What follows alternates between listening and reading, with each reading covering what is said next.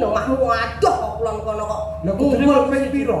Lah ya sesuai sing nak bocah nom-nom sigak jeng minimum 10. Jalukmu ping pira? 10. Tak turuti. Sapa ngerti iki permintaan terakhir. Sesuk sing nang ngawi ku ora 10 ngono lho Pak maksud iki. Sawang kemarin teratak sampeyan ngendika ora. Sing nang ngawi sok ben iki cukup 5. Oh iya. 10 kok.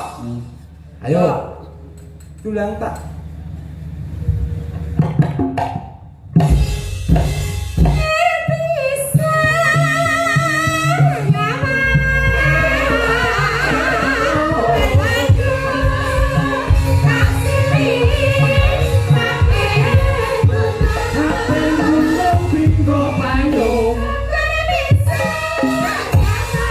Wonten channel YouTube kata sanget ingkang rawuh dalu niki. Wah nggih. Ini salam. Nggih. Sik saben bengi Pak ning saiki wis tuwek iki 3 sasi pisan ora kesel Pak.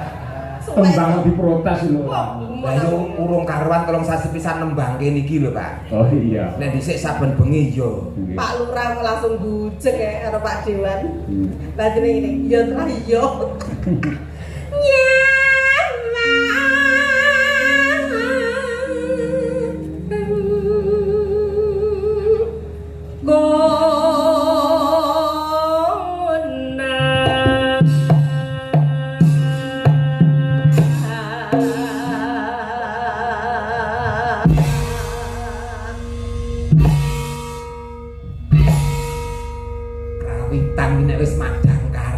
Seniman pilihan. Jos.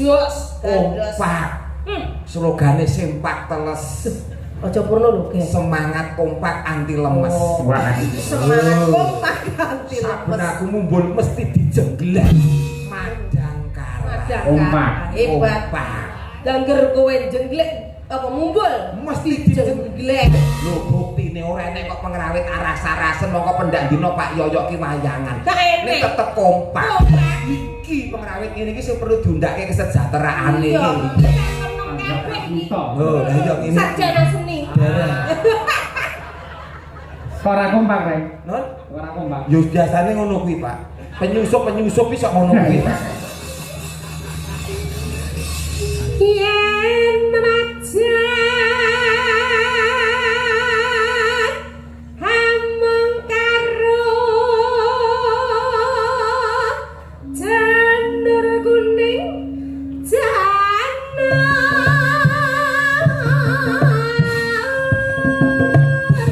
kuning.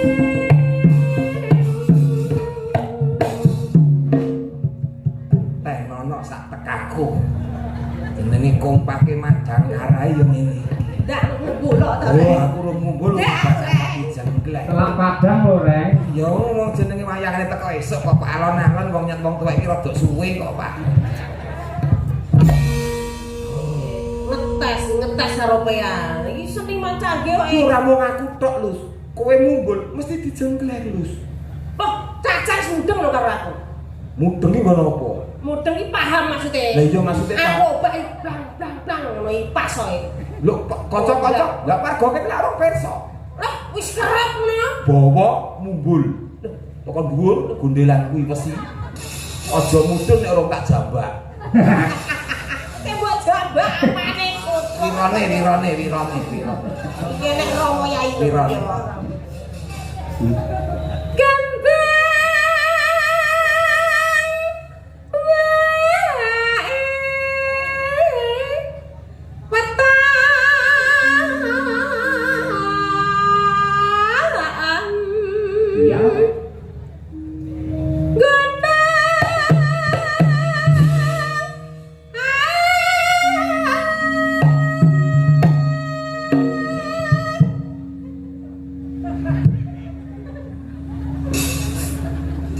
Persis kayak sapian meletong persis. Ancang-ancang dhisik. Ngono lho mene kode metong kok pangan ku letong. Letong. Wong kreasine dhewe-dhewe ya, Mbak ya. Nggih lho. Guna.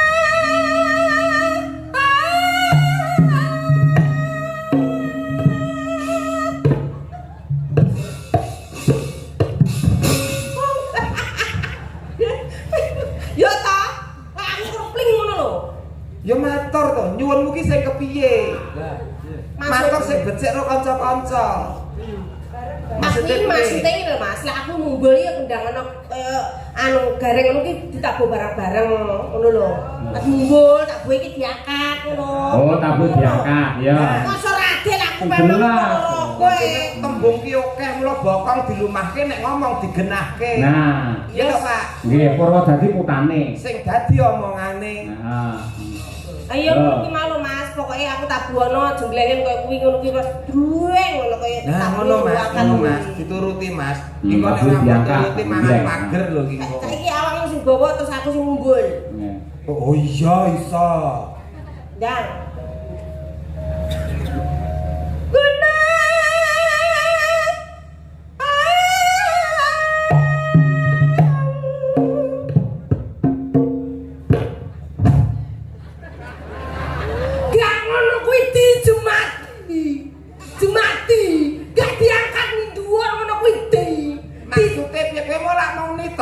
aku mumbul diangkat lah ngono to. maksudnya diangkat ning dhuwur ditabuh siji-siji koyo awakmu mau lho.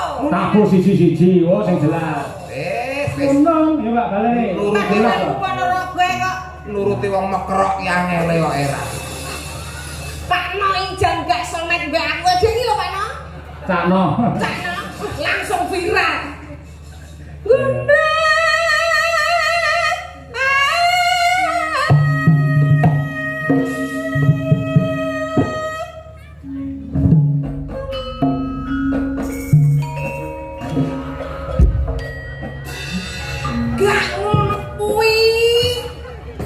Jare ditabuh siji-siji.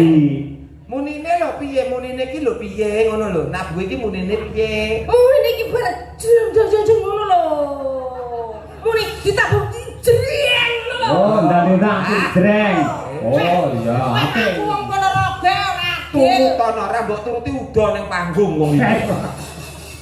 Aku dhewe kayak kesenengan kok ya. Ngono.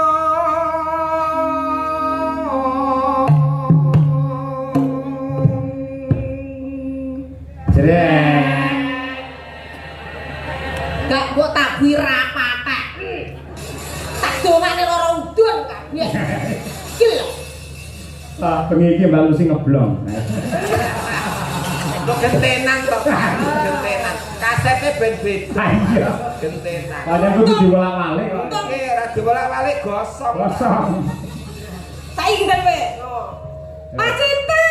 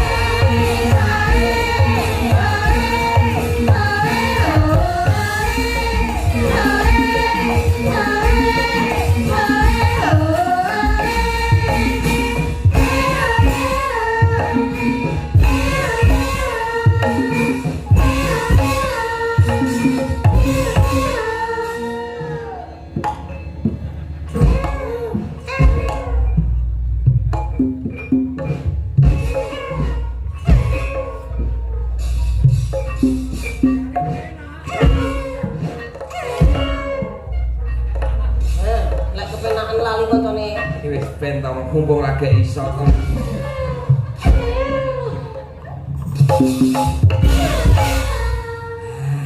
Ning Ponorogo iki kota santri. Kudune dhewe berkarya dengan penuh etika. Sampeyan njenengan Mbak Lucy olehne aja didep ning Mbak Lucy. Jenenge enggak sopan. Maksudnya sirahe Madhepe rono. Oh, ngono kuwi aja langsung madhep rene. Ayo. kok madhepe mriko ngoten to? Nggih, ayo. Ngerti tak paham to? Paham. Oke, Paham. Akhlakul karimah kudu dijaga. Yo, yo. Yo, ndeblak kuntak. Yo, Ji, rok lu.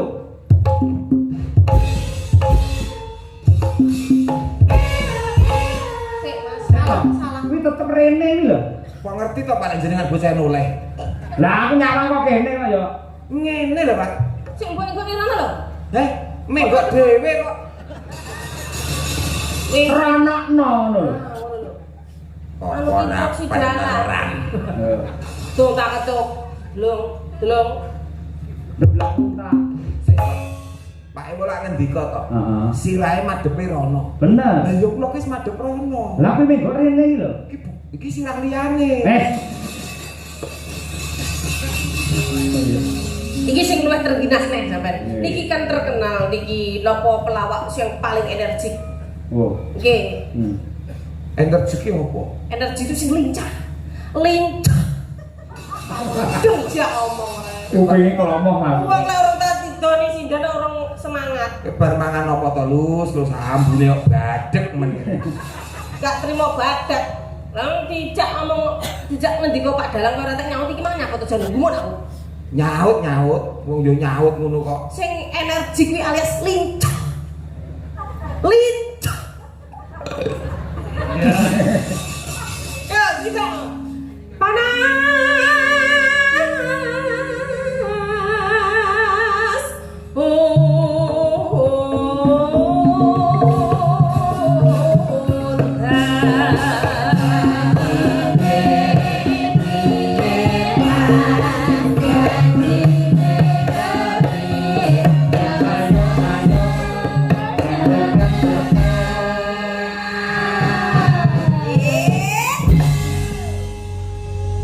Para penonton ki surang wis biasa lek urung jendleng iki sak bulan wis biasa. Pelawak-pelawak kan ngumpul sak ping 20 biasa. Lah terus piye? Ping siji ya apa sini-sini no makmu adoh kok kulon kono kok. Lah kudune ping piro? Lah ya sesuai sing nak bocah nom-nom sigak jeng minimal 10. Jalukmu ping piro? 10. Tak turuti. Sapa ngerti iki permintaan terakhir.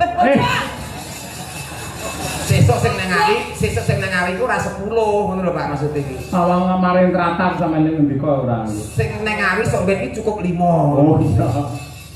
10 kok. Ayo. Tulang tak.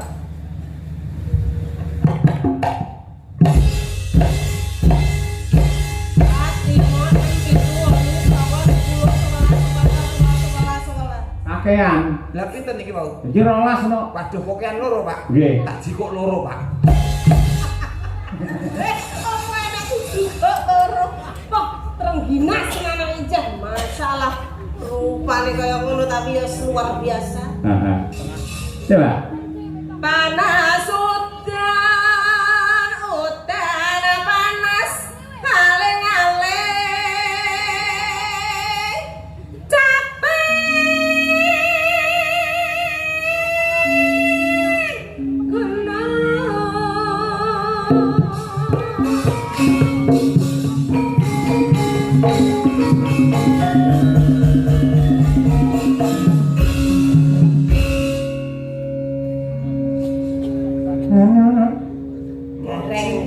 Aku. Nadyan wadon sarato Suara suling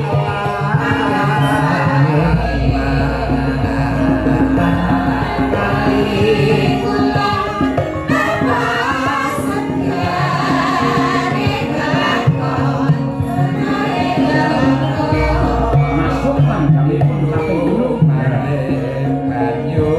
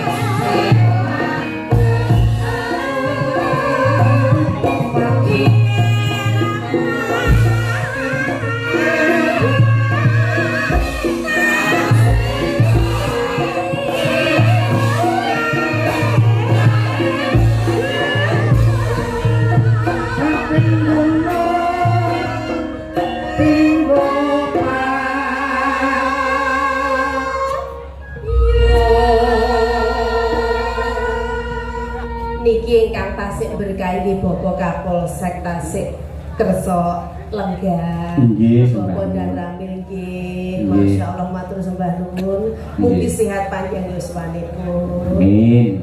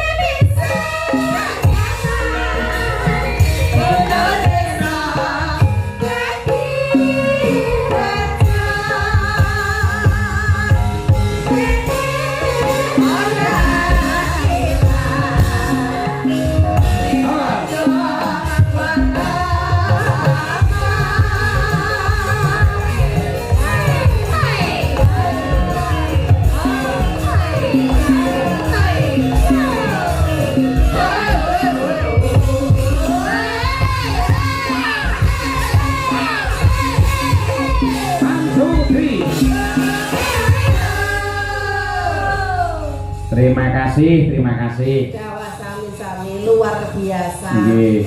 Tembang menika kula wau dipelaporaken dumateng para pepundhen kula, para guru-gurunipun, mbah kiyainipun anak kula pun Brahma Kesawa ingkang lenggah wonten ing Ngabar.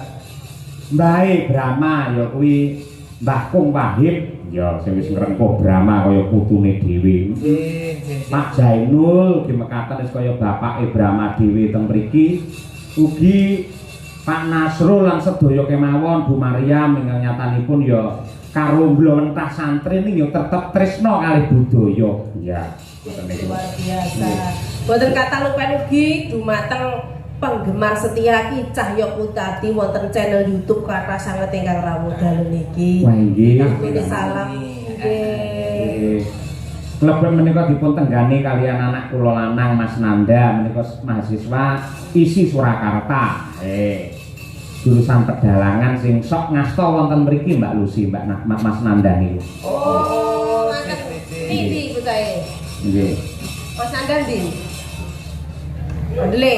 Oh, nggih. Oh, niku nggih. Wis tau dijak. Blas.